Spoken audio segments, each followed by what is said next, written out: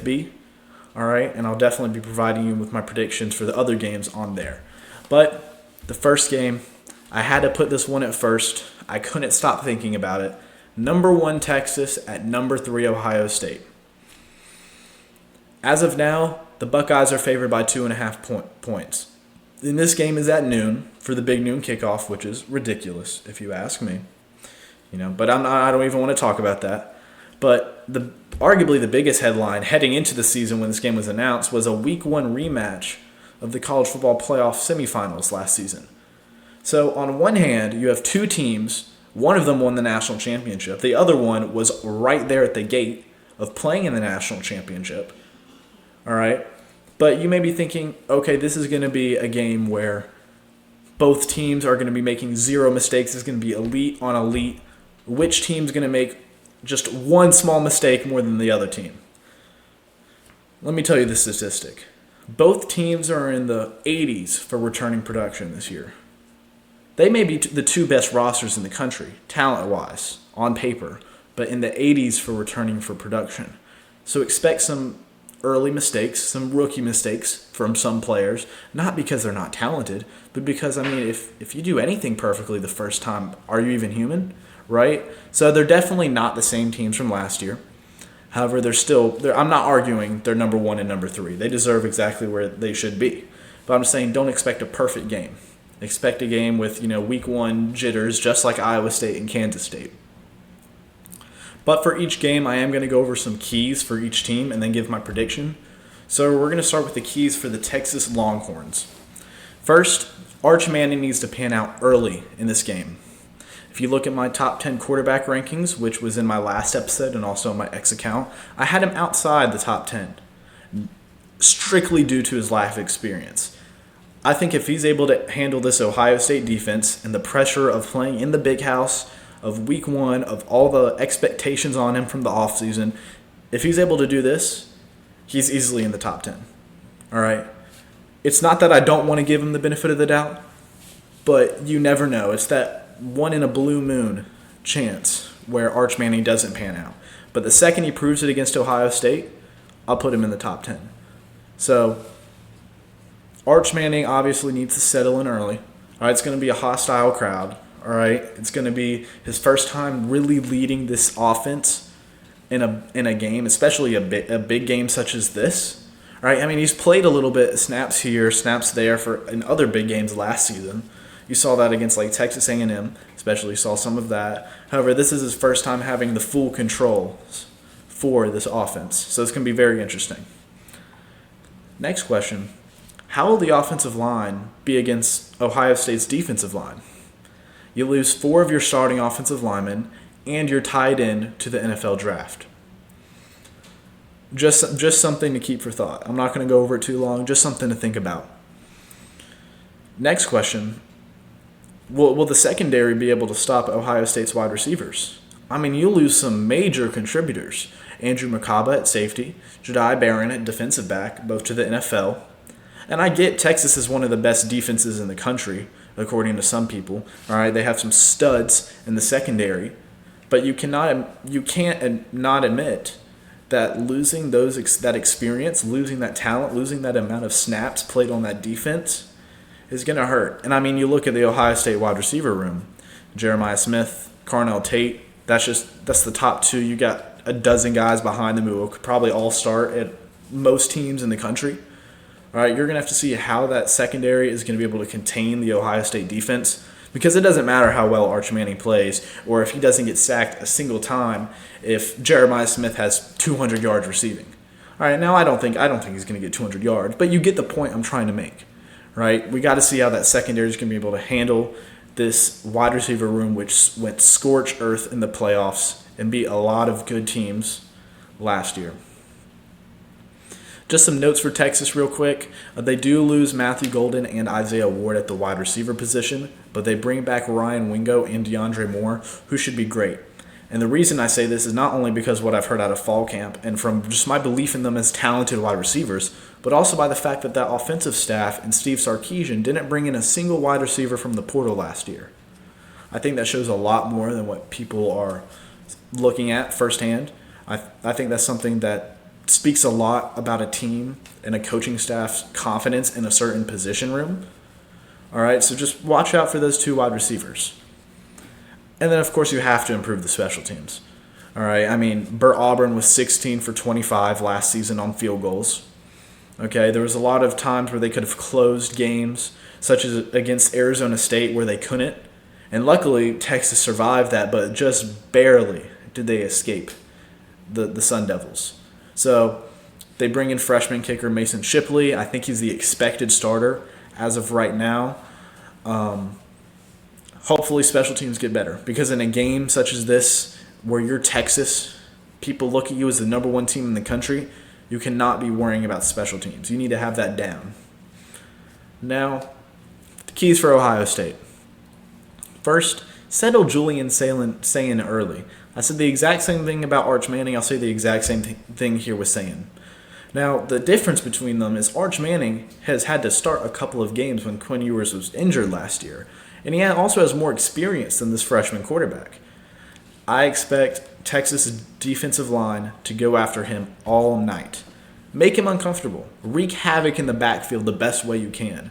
Because the more uncomfortable you make Sayin in his first start in college against a team such as Texas, that's the more mistakes he'll probably make, and that's more opportunities that the secondary can take to make turnovers and switch the tide of this game. So can Julian Sayin settle in? Can he drive down the field consistently in his first start for the Buckeyes and just for him in general in college? Next thing, focusing on Ohio State's defense here, you got to limit Texas's rushing attack. I mean, Ohio State needs to neutralize the Longhorns' ground game early, because Texas is not a team where, you let them have 200 yards rushing in the first half and all of a sudden you figured it out at halftime. No, if they get the ball rolling on you, they have it for the rest of the game. I mean, you look at the tri-headed backfield. You have Quintravion Wisner, who had over 1,000 rushing yards last season. C.J. Baxter, who was a freshman last year, a 5-star prospect, expected to be great. Had a season-ending injury in the preseason last year, but he's back. Should see some significant playing time. And then, of course, you have Arch Manning. We've seen some clips from him that went viral last year. He can run the ball when needed too. But you look at that defensive line for the Buckeyes. Can they reload? I have no doubt Ohio State can recruit defensive linemen and develop them. But can they develop them enough to where they can reload instead of having a small rebuild? They lose Jack Sawyer, Ty Hamilton, Tyleek Williams, and J.T. Tuamalu to the NFL. 4 starters.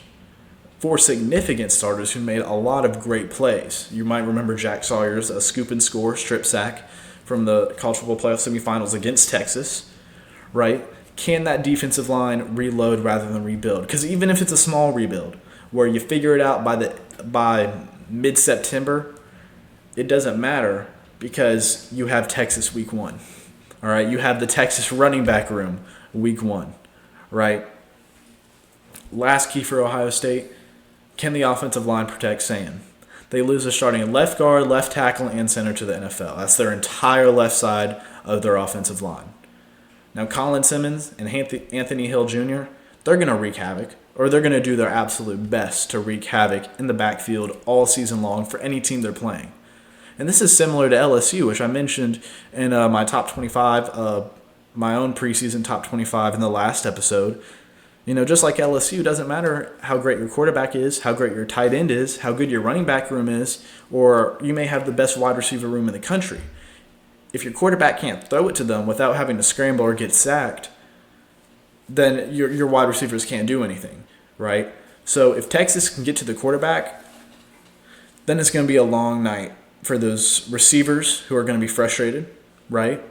And for that Ohio State offense. But I promise you, if Texas can get to the quarterback, Penn State's is probably going to get to their quarterback. Michigan's going to be licking their lips.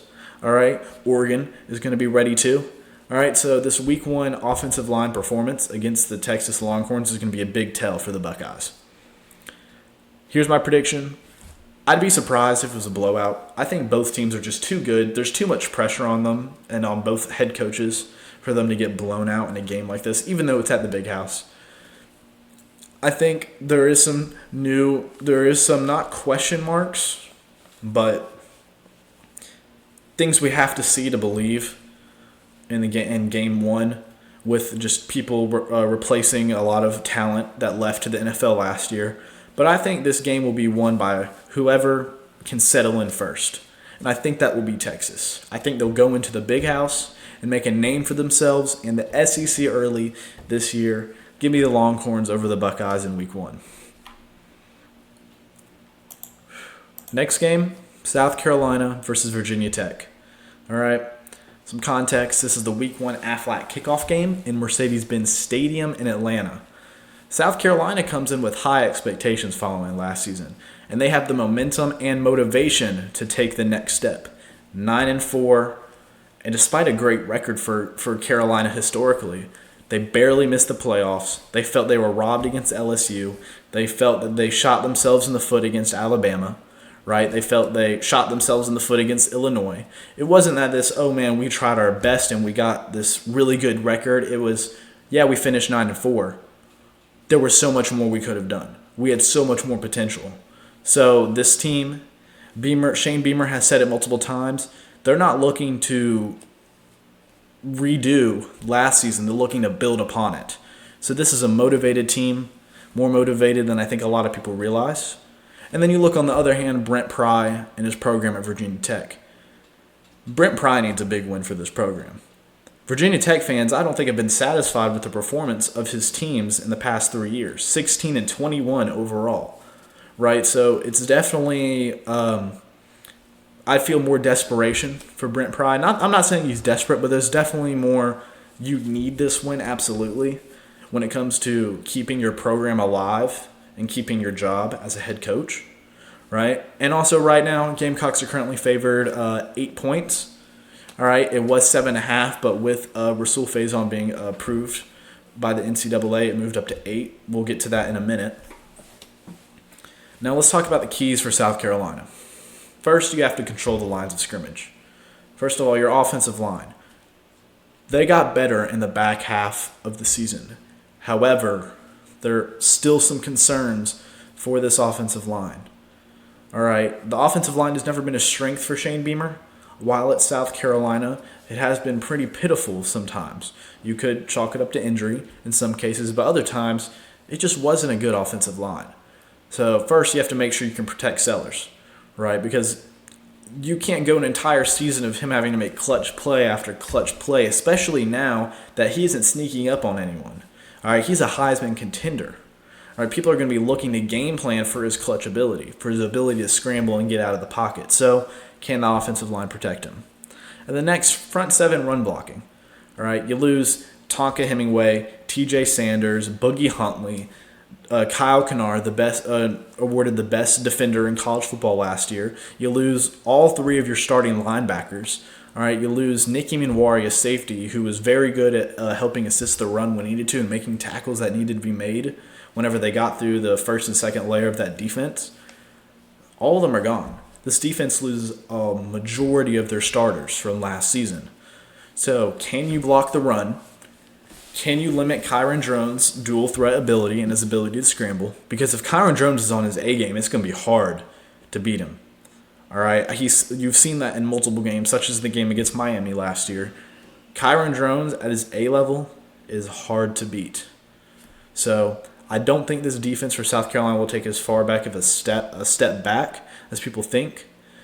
But how big that step will determine, I think, be a big factor in what their record is when we look back at this 2025 season.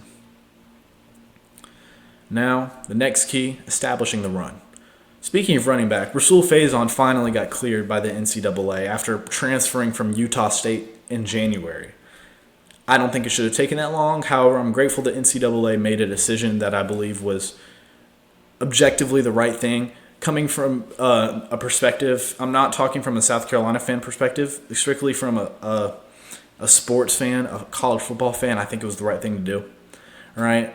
But let's say even if Rasul Faison wasn't cleared, okay? Beamer said last week, and I think this reflects this attitude from this fan base and from this team, that this running back room is deeper than years past. Even last year. No knock on Rocket Sanders. I mean, he was a great running back. But looking at the room in total, it's much more deeper. It's not, if Rocket Sanders isn't in the game, we're taking a little bit of a step back. I mean, if Rasul Faison isn't playing, you got Oscar Attaway. You got Isaiah Auguste, who transferred in from Colorado. You got Matthew Fuller, Andrew Warren Hollow, both some young guys who are looking to make a name for themselves and are only getting better as they develop more and more. I expect all of these guys to get some snaps within the season. These are some good running backs, and this is an underrated running back room, not only in the SEC, but I think in the country. And of course, if you establish the run, you open up the pass game. All right, you got a new but talented wide receiver core. Nick Harbor, Jared Brown, and Mazeo Bennett Jr. obviously return. They look to build upon their last season. But also you have a lot of freshmen, Malik Clark, Lex Cyrus. Two names I want y'all to pay attention to here, Donovan Murph and Brian Rowe, who from what I've heard out of fall camp are making a lot of headway and should be some guys who you might see against Virginia Tech, despite the fact that they're just being freshmen and Donovan Murph only got here at the summer. He missed spring practice, right? So I think all of those tie in together. If you can establish the run game, you open up the pass. All right, if you can do both of those, it's pretty clear Sellers is having time in the pocket. And then my last thing, it's not more so any position. It's just how this team performs. And it's, can South Carolina come out strong? Look at last year. This is a 9-4 team that a lot of teams in the playoff, if South Carolina made the playoffs and Tennessee, Ohio State, Penn State were like, shoot, we got to play South Carolina. That was the attitude looking at the Gamecocks at the end of the season. Now look at the beginning of the season last year. They barely beat Old Dominion at home. They only won 23-19. They were down in the fourth quarter. They lost to North Carolina in 2023. They only won by, I believe, 2 touchdowns against Georgia State the year before that. So not only is this one of the rare occasions in South Carolina history where we have high expectations going into a season, but this is a motivated Virginia Tech team, I believe, that wants to make a name for themselves, that wants a big win, and thinks South Carolina is the perfect chance to do that in week 1. So can Beamer change this, not tendency, but this trend to start out slow? Can they start out stronger? Because if they don't, then that could be a sudden situation where going into halftime, it's 21-17 South Carolina or 17-17 going into halftime, right? Now the keys for Virginia Tech. First, you have to limit Lenore Sellers' dual threat ability. Sellers is 6'3", 240 pounds. That's a big guy. 18 broken tackles against Clemson. Should have been sacked at least 5 times against Texas A&M. Broke every one of them. And ran for 106 yards and a touchdown against Texas A&M. And I want to mention something real quick. Lenore Sellers is an underrated passer. A lot of people are saying he's just a running back. He's just like Lamar Jackson. They're both just running backs. You don't know ball. I'm sorry. But if you limit his rushing ability, it puts more pressure on Sellers, not because he's a bad passer. This guy was graded as one of the best, had one of the best deep balls last season in 2024, but it's not his style to be a pocket passer. That's my whole point. And if you limit his ability to scramble or limit his design run plays, right, that puts a lot more pressure on him to be a pocket quarterback, which despite Mike Shula working on that with him in the offseason this year, it's something that you can't get out of someone whenever it's been their style their whole lifetime in the span of one offseason, right? So limit Lenore Sellers' dual threat ability, make him a pocket passer. Next thing, can the wide receivers get open? Now you might be asking, who's their number 1 wide receiver and returning production? The guy's name's Aiden Green. You want to know his stats? 19 receptions, 268 yards last season. This is a more unproven wide receiver room than South Carolina. But the difference is, no disrespect to Virginia Tech secondary, but this is a different tier of a secondary that Virginia Tech is having to go up against compared to South Carolina's wide receivers. All right. So let me name some guys on South Carolina's secondary. DQ Smith, 4th-year senior. Jalen Kilgore, a nickel who was a freshman All-American, preseason second-team All-American. This is his junior year. Judge Collier, Brandon Sisse, a transfer from NC State who's going to be, almost a guaranteed, unofficially starter at cornerback. All right. You have Vakari Swain. All right. You have Peyton Williams. This is a deep secondary that is a strength for this defense heading into 2025. And then my prediction for the game, I think Virginia Tech will come out hot. I think South Carolina has that tendency to start a little slow. I don't think it'll be this whole game where they'll be a little funky. I think it might be the first half. I expected for South Carolina fans to be sweating a little bit going into halftime, but I don't think Virginia Tech has the depth or specifically the talent in a lot of the skill positions to compete with South Carolina for 4 quarters. I see the Gamecocks winning by 2 or more possessions. All right, I think it's going to be a good game, but I think the depth will start to show whenever the Gamecocks take over in the 3rd and 4th quarter. Next game, arguably the biggest game, some would say, despite the fact that it's lower rankings for both teams compared to Texas and Ohio State. It's the battle of Death Valley. It's the battle of who's the real Tigers. Number 9 LSU goes into Memorial Stadium against number 4 Clemson Tigers. It's a 7:30 night game. And as of now, most sites have Clemson favored by 4.5. Seems close. Excuse me. You look at a couple weeks ago, it was 2.5 originally. So it has swung a little bit in Clemson's favor, even though it was already in the Clemson Tigers' favor. It swung a little bit more that way, which I think reflects this feeling from people who aren't LSU fans or Clemson fans, who aren't thinking it as in I just want my conference to win, that the closer we get to this game, a lot of people are getting less confident about LSU. But just some overview for each team real quick. Dabo Swinney's looking to have another year similar to the Trevor Lawrence days in the late 2010s. All right, the staff, Swinney himself, this fan base believe they are the most talented at almost every level since those championship caliber teams. And I've never been someone to talk big on Clemson, but I think if a Clemson fan had any year to say this about being close to those Trevor Lawrence teams, I think this is the year. Look at LSU, however. They've lost the last 5 of their openers. All right. Brian Kelly's looking to change this narrative about LSU early in the season. You saw it at SEC Media Days. You see it in fall camp. They want to win week 1. They're not thinking just, it's another opponent. They want it, and they want it bad. And after the past 2 years with Brian Kelly, with losing those week 1 openers, and with poor defensive performance, many are looking to this game as a tell on how this season will go. And I mean, this is obviously a huge game for both programs. Each team could possibly lose 1 to 3 games in the season, depending on who catches them, That's why we play the games to see. So this could be a statement win or a statement loss that could keep or kick out a team from the college football playoff. So this is a big game for their resumes as well as their respective conferences. Keys for the LSU Tigers. Firstly, that offensive line. In my last episode, I talked about their offensive talent, but it doesn't matter how great they are if at the skill positions if they cannot withstand Clemson's defensive line.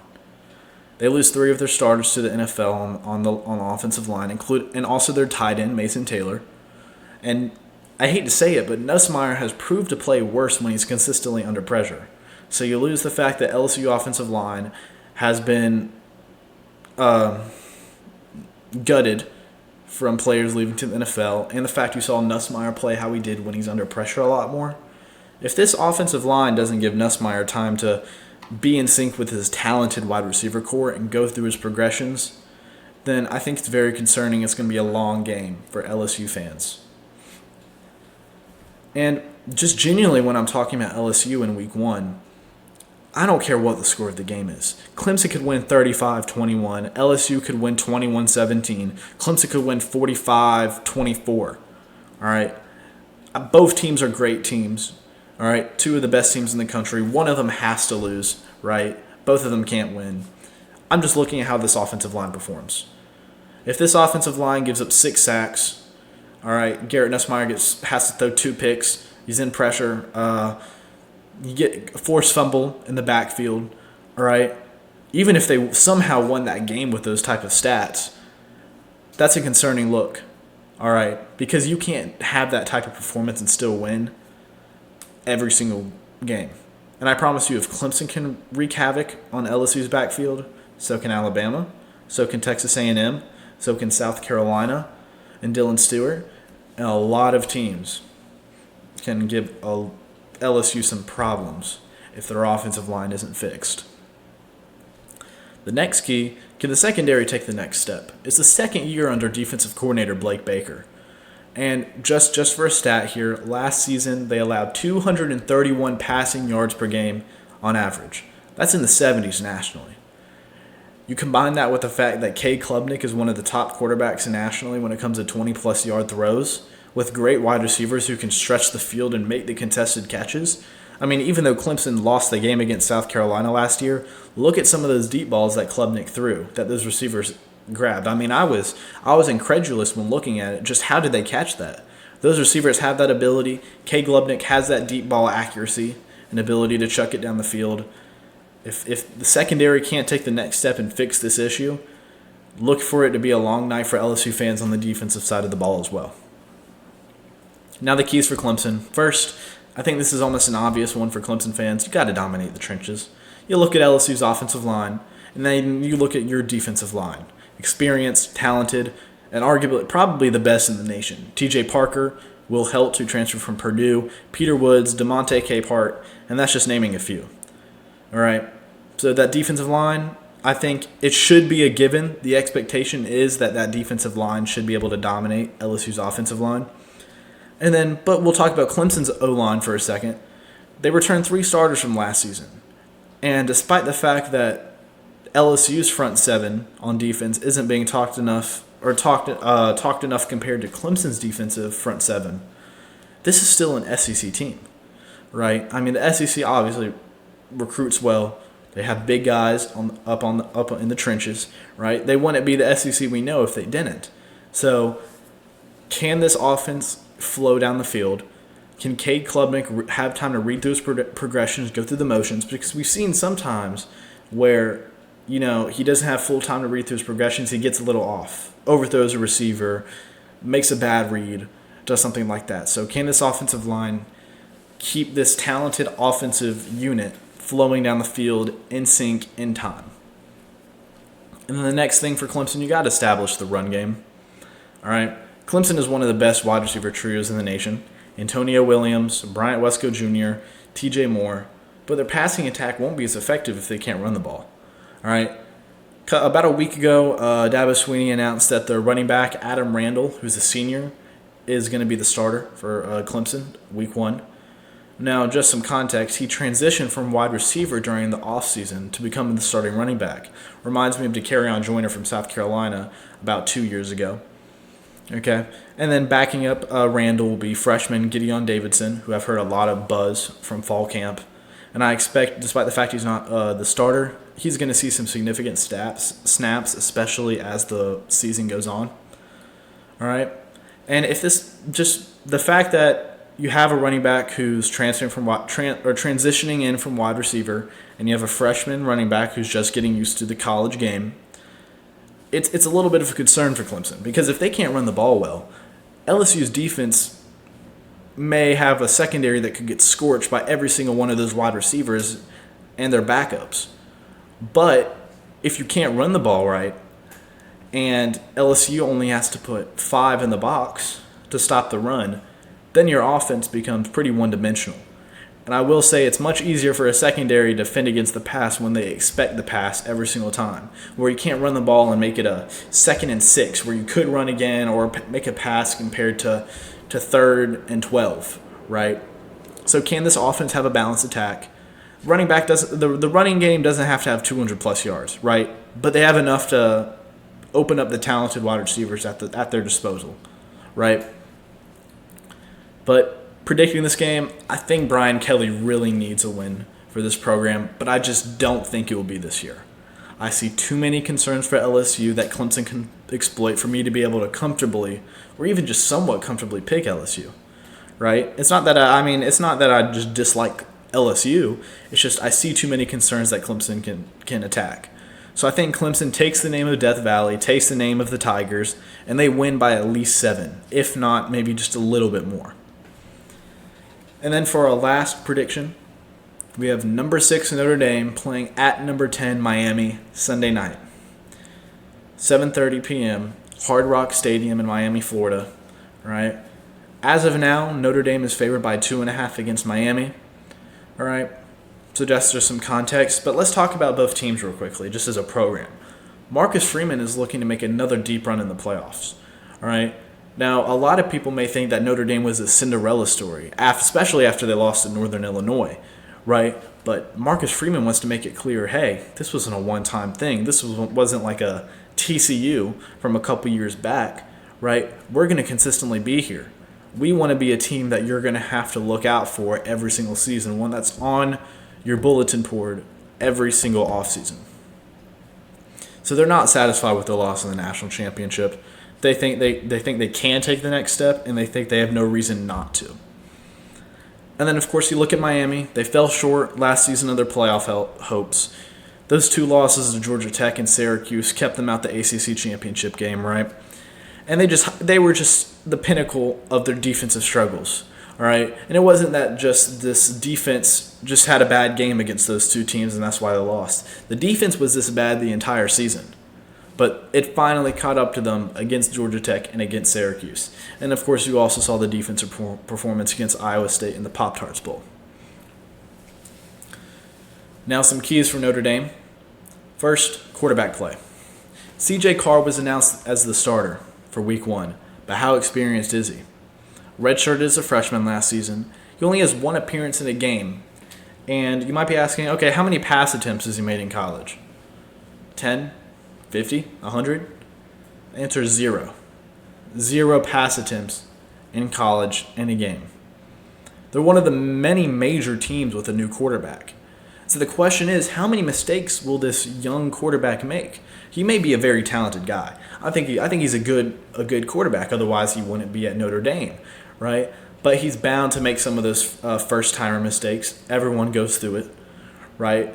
In a game, especially as big as this quarterback position can be an advantage or disadvantage. So how quickly can Carr get settled in? How clean of a game will be able to play? That's going to be something to watch out for. And then, of course, you want to win in the trenches. That's the next key for the Fighting Irish. They have 5 players returning on their offensive line, 3 who were the main starters last season.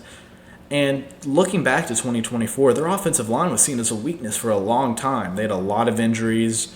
Just people were doubting them until the college football playoff games against Georgia and Penn State, where they proved not only was it a weakness, it was a strength, despite their many injuries, despite the doubt. So Marcus Freeman and this offensive staff are looking to not only replace the talent that's coming back, or that replace the talent that left, but also say, that wasn't a peak for us. That's going to be the standard of the Fighting Irish offensive line, year in and year out.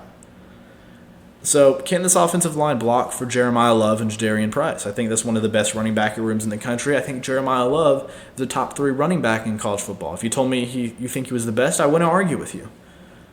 So can the offensive line block for him? And can they keep C.J. Carr comfortable? Because if this is your first game starting in college, right, your first time you'll have pass attempts in college, you're at Hard Rock Stadium. Miami's probably going to be going nuts. All right, that fan base is passionate, especially after how high they finished last season. All right, and where Cristobal has gotten them over the past couple years. Can they keep C.J. Carr comfortable? Can this defensive line get to Carson Beck and force him to make bad decisions? All right, Miami's offensive line is big. They're an average of 320 pounds per player. All right, and they're looking to improve on some of their pass blocking issues from last season. So can this defensive line make pressure on Carson Beck? Who's also shown times where he can get pressured into bad decisions. All right, can this offensive line run block and keep C.J. Carr comfortable? That's going to be a big key, the trenches for the Notre Dame Fighting Irish. And then you have your keys for Miami. First thing, I just mentioned him just a second ago, quarterback cohesion. Carson Beck. Last year, Miami had Cam Ward, number 1 overall pick in the NFL draft, right? Best quarterback in the country last year. But they bring in transfer Carson Beck from Georgia, all right? But Carson Beck was injured at the end of, near the end of the playoffs, right? And he missed the entire spring practice and a majority of the offseason with that injury. But he did start working out in the summer and throwing over the summer. And he's completely expected to be good to go for Week 1. right? Unless something else happens or he takes a setback in his recovery process, which, as far as I know, hasn't happened, he's going to be ready for week 1. But the thing is, Beck comes to a team that lost its top 6 receivers from 2024. You might know Xavier Restrepo, all right, but the 5 guys after him are also gone. But they do bring in players such as Isaiah Horton from Alabama, so that kind of puts a Band-Aid on the big gash just a little bit, right? So how quickly will this offense be able to gel, especially in a real game environment? How quickly will they be able to settle into the game? That's going to be a big thing to look at for Miami in week 1. And then, of course, Miami's defense. Last season, they allowed on average 27 points per game, 70th in the nation. And you look at their 3 losses, they allowed 38 points per game from the other team. Cristobal brings in Corey Heatherman at defensive coordinator this offseason. Wanted a new change in that defensive coaching staff. And he looks to not only retool, but re-identify this defense heading into 2025. Now, of course, up front, you've got players such as Reuben Bain Jr., all right, that will bring disruption up in the front. That will try to get to CJ Carr. But the true test will be to see how the secondary will be able to handle Notre Dame's notable wide receivers such as Jaden Greathouse and Jordan Faison, right? So here's my prediction. I trust Miami at the quarterback spot, especially with the lack of experience for CJ Carr, okay? I look at the lines of scrimmage, and I think this defense, despite its past struggles, will come in rejuvenated with a new coaching staff, a new defensive coordinator, and be able to capitalize off of some of, I think, the expected mistakes of a quarterback who's playing his first college game, right? And I also like the offensive line. All right, I've heard a lot of good things coming from Miami during fall camp about their offensive line, and I just think they're bigger up there, bigger, motivated, and very talented. So I know this isn't probably the most popular opinion, but give me the Miami Hurricanes to upset the Fighting Irish. So you look at the games, I've had Miami as predicted winner, Clemson over LSU, all right, South Carolina over Virginia Tech, and then, of course, Texas over Ohio State. I will be posting some other game predictions before Thursday, because that's when, the 5-day straight of football starts, right? So go check out my X account, WG Sports, All Things CFB. Please follow me. I provide updated and relevant information. And then please subscribe. Please like the video. Please share it with a friend who you know loves football as much as me and you do. All right? There's no commitment. Right? There's nothing negative that could happen whatsoever. It only helps me grow the channel, and it only helps me further build so I can bring more videos such as this. So with that being said, thank you. I'm excited for week 1. I think you are too. And it's going to be a great day. So God bless.